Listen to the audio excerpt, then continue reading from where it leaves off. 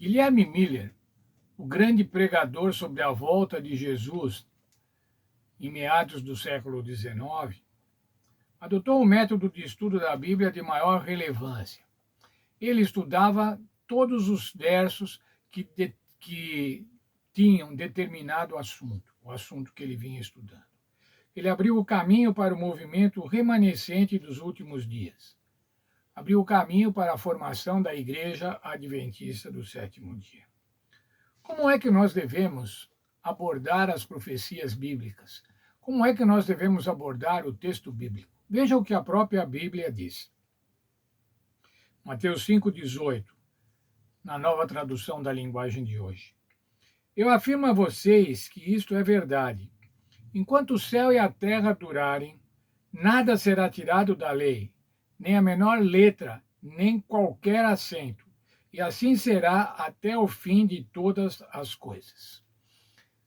O que diz esse verso? Esse verso diz que nada deve ser retirado das Sagradas Escrituras. Nada deve ser suprimido das Sagradas Escrituras. Não existe argumento que justifique tirar alguma coisa das Sagradas Escrituras.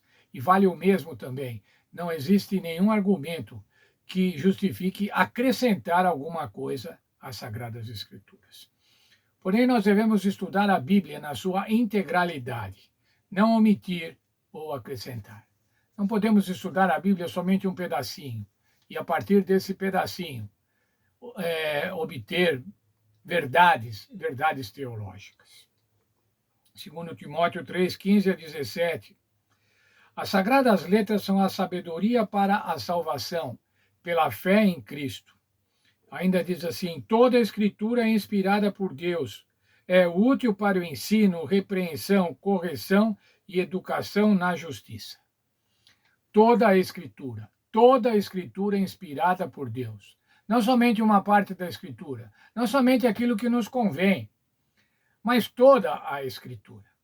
Muitas vezes tem coisas na Escritura que você não gostaria que tivesse lá. E aí você suprime, você não estuda.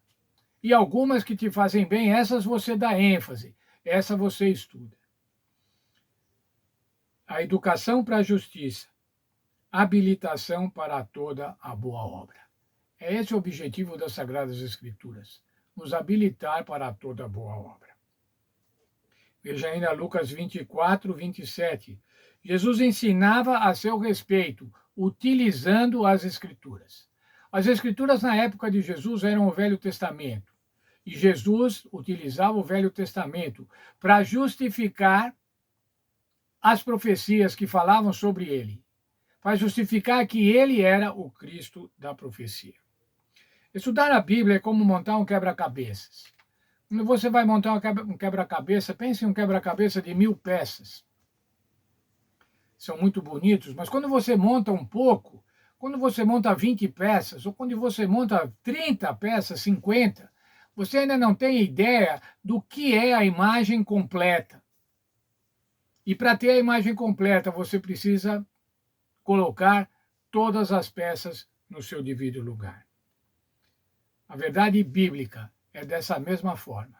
Você não pode pegar uns versos isolados da Bíblia, 3 ou 4, um capítulo, ou um livro da Bíblia somente, uma carta de Paulo, pegar somente esse e montar um quadro, montar o quadro da verdade bíblica. Não, a verdade bíblica precisa de todas as peças.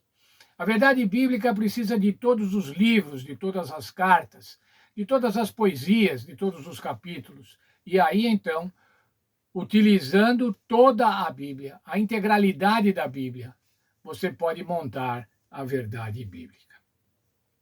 Uma das principais razões pelos quais muitos não compreendem a Bíblia é que eles a tratam como uma coleção de ditados soltos ou provérbios que poderão ser usados em situações específicas.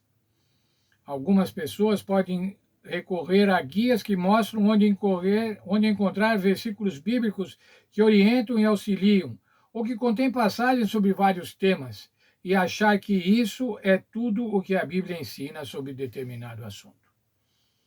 Determinados versos sobre esperança, determinados versos sobre dor, determinados versos sobre saúde, mas isso não é tudo que a Bíblia ensina. A Bíblia ensina muito mais. O contexto geral da Bíblia ensina muito mais.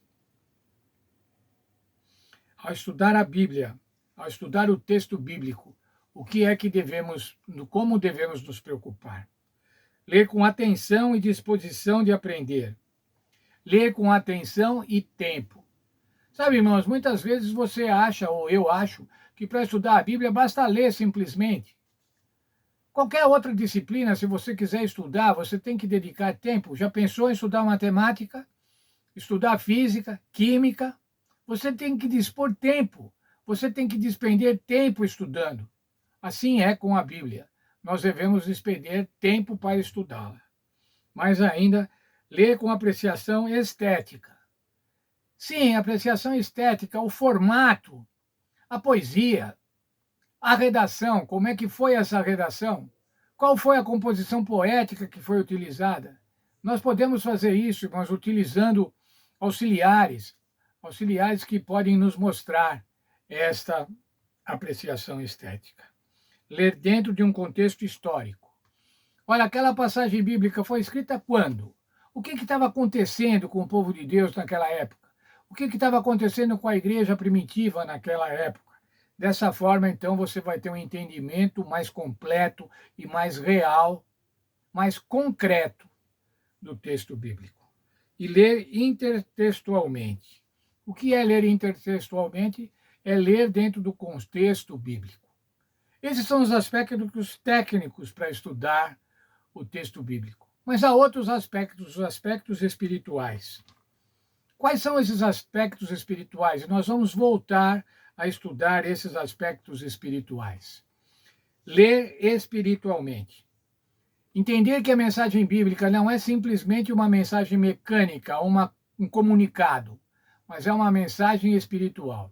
É uma mensagem para o nosso espírito. Ler de forma inteligente.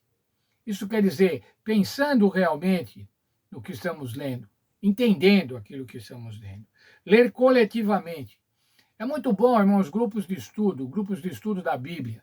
E nós podemos criar grupos de estudos. Nossa igreja tem os pequenos grupos. Para quê? Para estudar mensagem bíblica, estudar coletivamente. Ler também de um modo pessoal.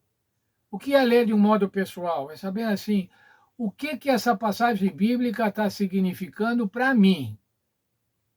Como é que eu posso aplicar essa passagem bíblica na minha vida? E mais ainda, ler com responsabilidade ética. O que é responsabilidade ética? Muitas vezes, irmãos, foram utilizados textos da Bíblia para justificar injustiças, para justificar perseguições, para justificar mortes. Veja a Inquisição, por exemplo. O que aconteceu com a Inquisição? Utilizando textos da Bíblia, pessoas eram mortas porque buscavam fazer a vontade de Deus. Nós precisamos estudar a Bíblia com responsabilidade ética. As cruzadas, a perseguição aos judeus durante a Segunda Guerra Mundial, os holocaustos dos judeus. Muitos tiveram justificativas em alguns pequenos textos bíblicos, separados totalmente do contexto bíblico geral, mas que foram usados sem responsabilidade ética. As Escrituras Sagradas devem assumir o controle total da nossa mente e do nosso coração, com o propósito de transmitir instrução em justiça. Dessa forma, nós devemos estudar a palavra de Deus. Estudar a palavra de Deus com responsabilidade, com afinco, com amor, sabendo que essa é uma mensagem espiritual para cada um de nós. Uma mensagem que foi dada diretamente por Deus através do Espírito Santo e que foi transcrita por homens e foi guardada até hoje, para que eu e você possamos ter uma Bíblia e possamos abrir essa Bíblia e estudar a palavra de Deus, conhecer a palavra de Deus.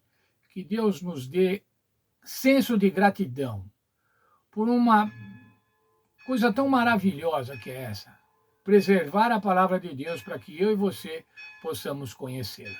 Deus esteja conosco, com o nosso estudo a cada dia.